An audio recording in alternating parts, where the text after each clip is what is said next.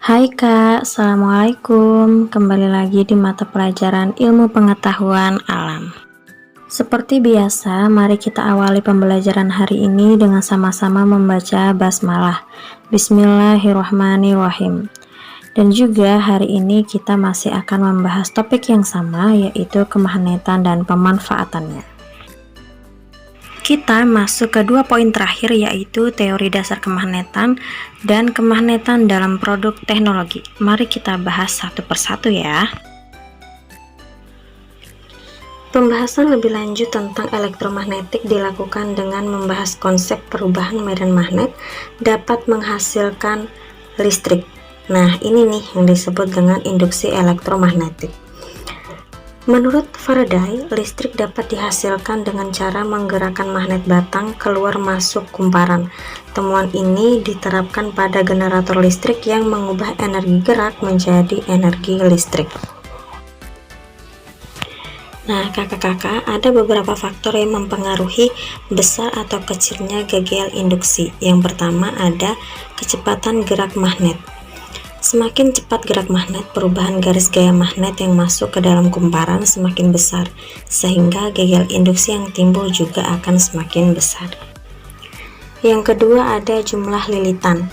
Semakin banyak lilitan pada kumparan, maka gaya gerak listrik induksi yang timbul juga akan semakin besar. Ketiga ada kekuatan magnet. Kekuatan magnet yang digunakan mempengaruhi medan magnet yang dihasilkan, sehingga sangat mempengaruhi besarnya GGL induksi yang terjadi pada kumparan. Dan terakhir, memasukkan inti besi lunak ke dalam kumparan. GGL induksi dapat diperbesar dengan cara memasukkan inti besi lunak ke dalam kumparan.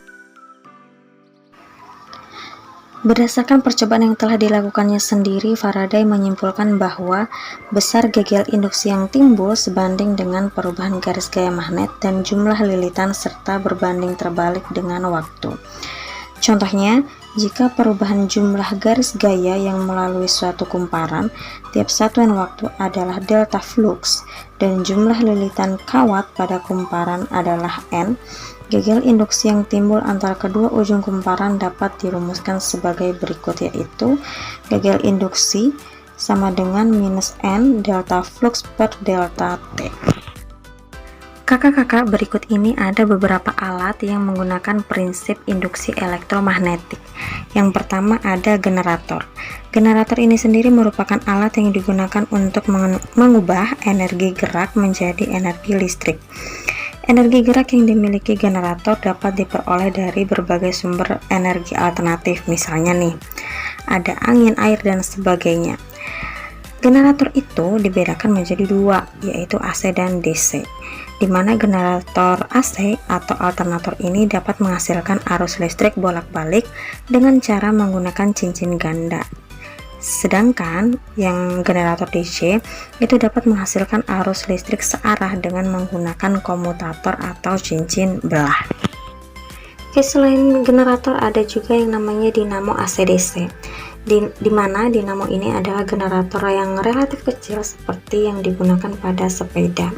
Ternyata pada sepeda terdapat dinamo yang berfungsi sebagai sumber energi listrik untuk menyalakan lampu.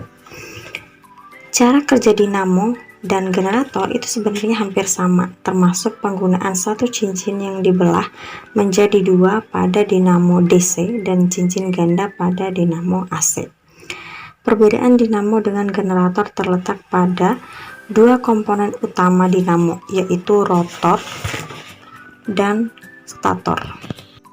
Kakak-kakak, pada pertemuan sebelumnya Ustazah sudah pernah meminta kalian untuk mencari tahu apa sih transformator itu dan jenis-jenisnya itu apa aja. Perlu kita ketahui bahwa berdasarkan penggunaannya, transformator itu dibagi menjadi dua jenis, yaitu transformator step down dan transformator step up. Transformator step down berfungsi untuk menurunkan tegangan listrik, sedangkan untuk step up sendiri berfungsi untuk menaikkan tegangan listrik. Pada dasarnya, transformator ini terdiri atas lilitan primer dan lilitan sekunder yang dihubungkan dengan menggunakan inti besi, di mana lilitan primer ini yang mendapat tegangan AC akan menginduksi listrik atau akan menginduksi lilitan sekunder. Dalam kehidupan sehari-hari, kita sangat membutuhkan sumber listrik untuk menyalakan berbagai peralatan elektronik. Dari kawasan industri kecil, listrik ditransmisikan ke daerah perkotaan dan perumahan penduduk. Sebelum memasuki perumahan penduduk, tegangan listrik kembali diturunkan dengan trafo step down. Energi yang hilang dapat dicari dengan rumus W sama dengan I dikali R dikali T, atau dengan rumus W sama dengan I dikali V dikali T. Biar lebih paham, kita akan membahas satu contoh soal yang akan langsung kita bahas. Oke, baiklah, silakan perhatikan baik-baik soal yang tertera. Dari soal tersebut kita bisa menulis apa saja yang bisa kita ketahui. Diketahui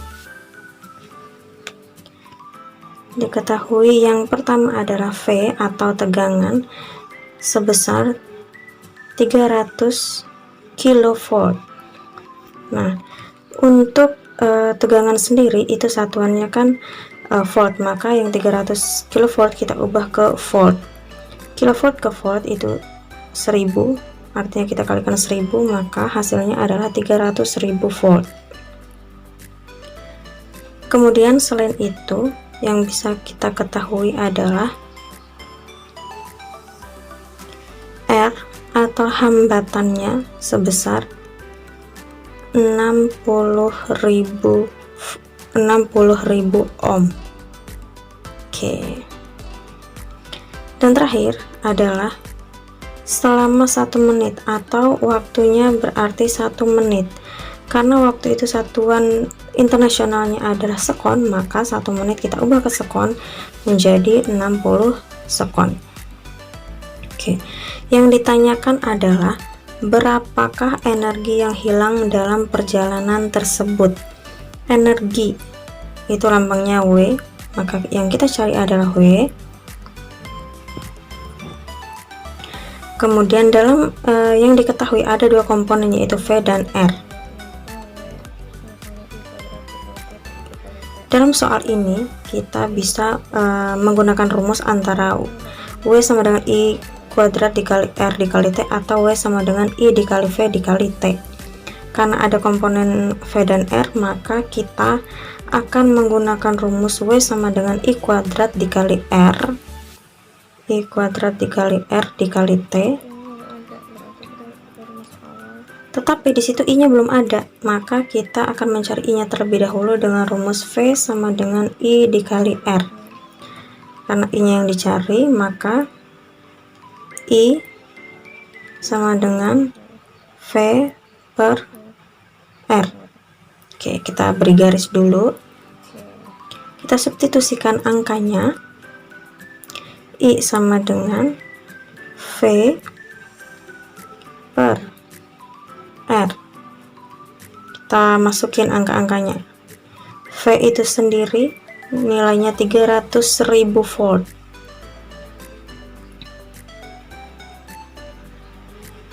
Dibagi R atau hambatan itu ada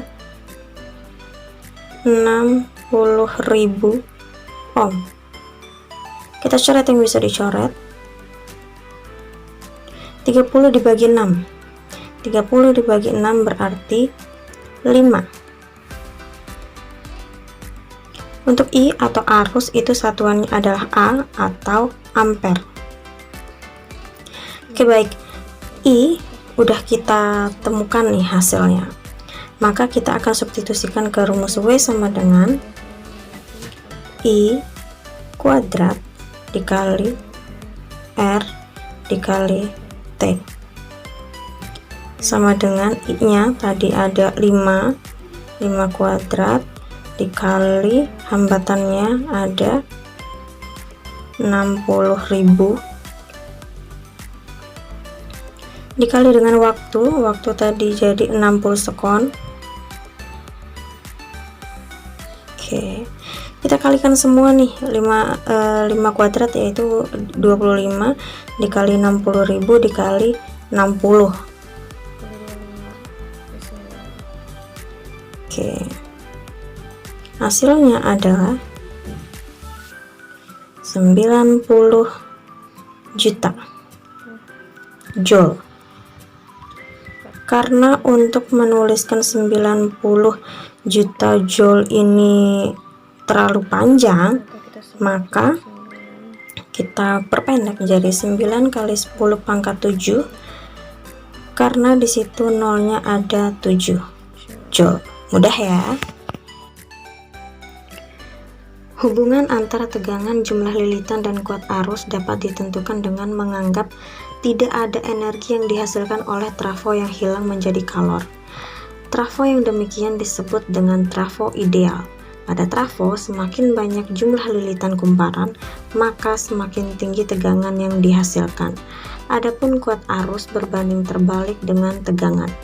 Hubungan antara tegangan, jumlah lilitan kumparan, dan kuat arus dinyatakan dalam persamaan NP per NS sama dengan VP per VS sama dengan IP per IS. Agar hubungan antara kumparan, lilitan, dan tegangan tadi bisa kita pahami, kita akan coba membahas satu contoh soal. Dari soal tersebut bisa kita ketahui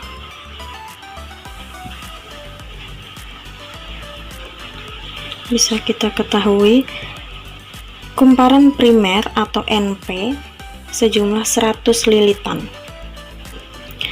Kemudian selanjutnya yang bisa kita ketahui adalah kumparan sekundernya berjumlah 200 lilitan.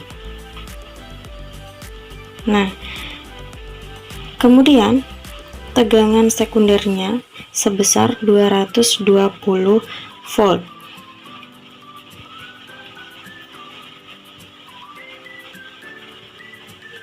Nah, dari sini yang bisa ditanya adalah yang ditanyakan adalah berapakah tegangan primer pada lilitan sekundernya. Artinya yang ditanya adalah VP. Oke. Untuk soal ini kita bisa menggunakan persamaan NP per NS sama dengan VP per VS sama dengan IP per IS. Tetapi karena yang diketahui atau komponen yang ada adalah NP dan VS, maka kita pakai rumus 2 di awal. Kita beri garis, kita tulis kembali rumusnya. NP per NS sama dengan VP per VS. Yang ditanya adalah VP,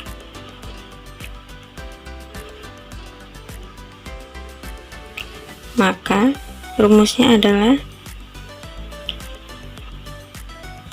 NP dikali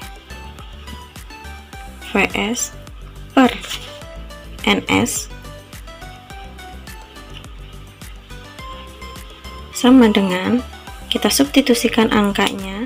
NP itu nilainya 100, kemudian VS itu 220 per NS itu 200,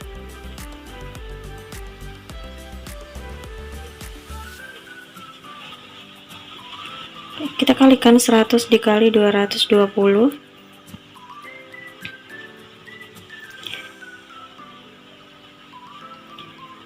ribu 22.000 per 200.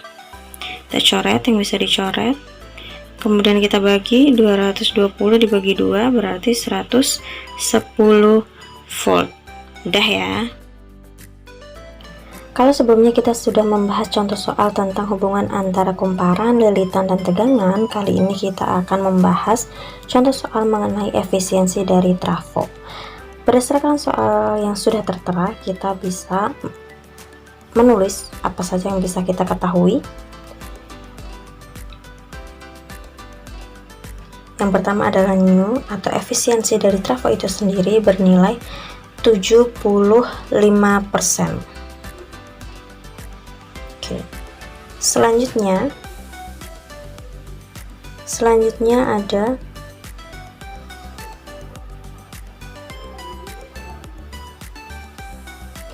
ada NP atau lilitan pada kumparan primer sebesar 3.800.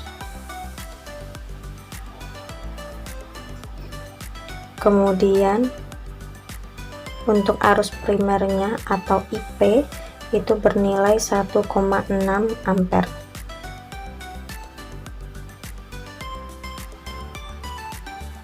Oke. Kemudian untuk arus sekundernya 2,28 ampere. Nah, yang ditanyakan di sini adalah berapa banyak lilitan pada kumparan sekunder. Itu berarti lambangnya adalah NS.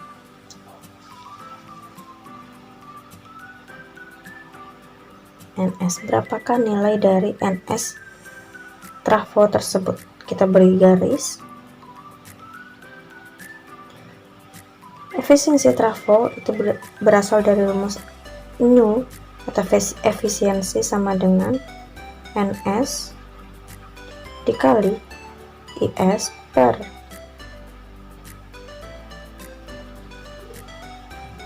NP dikali IP. Oke. Tetapi karena yang ditanyakan itu adalah NS, maka rumusnya menjadi NS sama dengan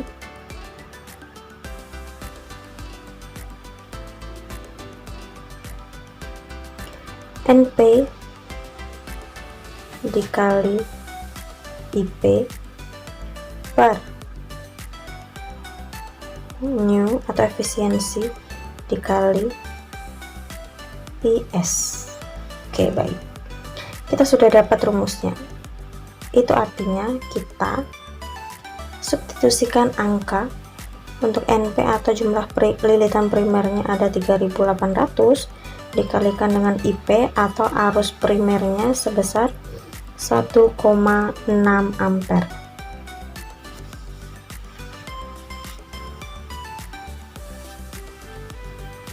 Kemudian efisiensinya ada 75%. Atau kalau kita persenin jadi 0,75. Biar menghitungnya gampang.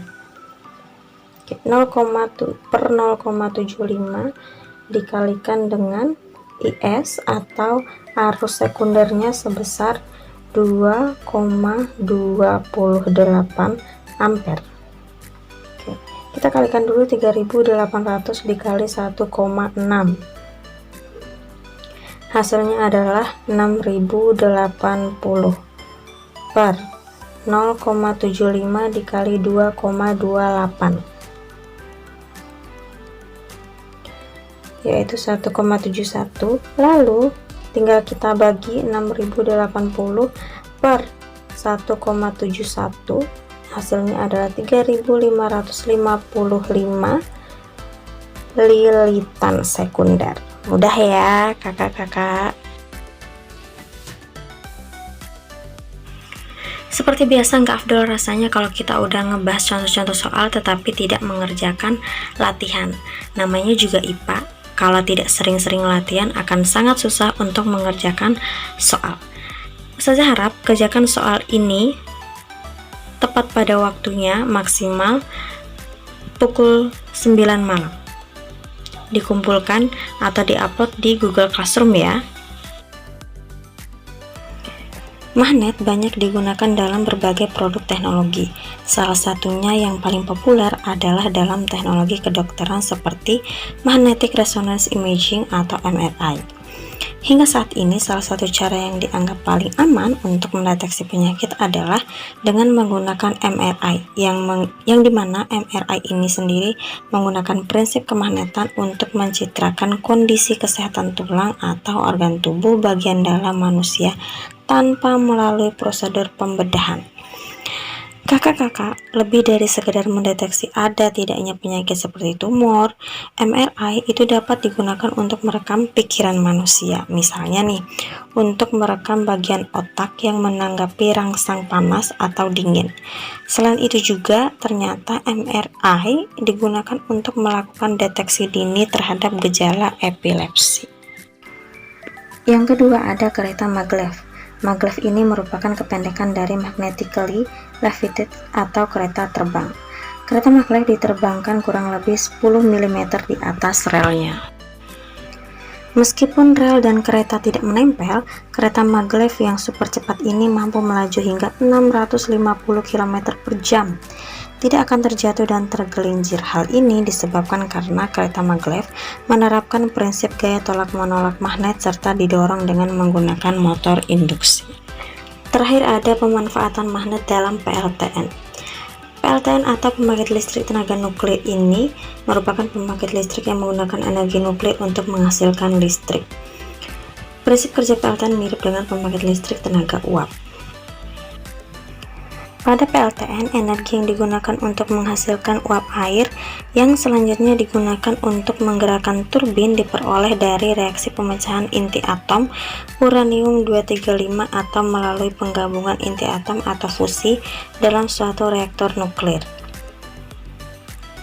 Reaksi nuklir tersebut menghasilkan berbagai macam partikel bermuatan yang berbahaya bagi kesehatan jika menyebar ke lingkungan. Agar partikel tersebut tidak menyebar ke lingkungan, digunakan botol magnet dengan medan magnet yang sangat besar. Botol magnet ini akan menarik partikel-partikel bermuatan sehingga tetap berada dalam reaktor. Oke kakak-kakak, materi kita sudah selesai. Ustazah harap materi yang telah Ustazah sampaikan itu bisa dimengerti dan dipahami dengan baik, dan Ustazah juga berharap kalian untuk turut aktif di berbagai mata pelajaran karena sebentar lagi kalian akan melaksanakan ujian. Akhirnya kita tutup pembelajaran pada hari ini dengan sama-sama membaca hamdalah. Alhamdulillahirabbil alamin. Wassalamualaikum warahmatullahi wabarakatuh.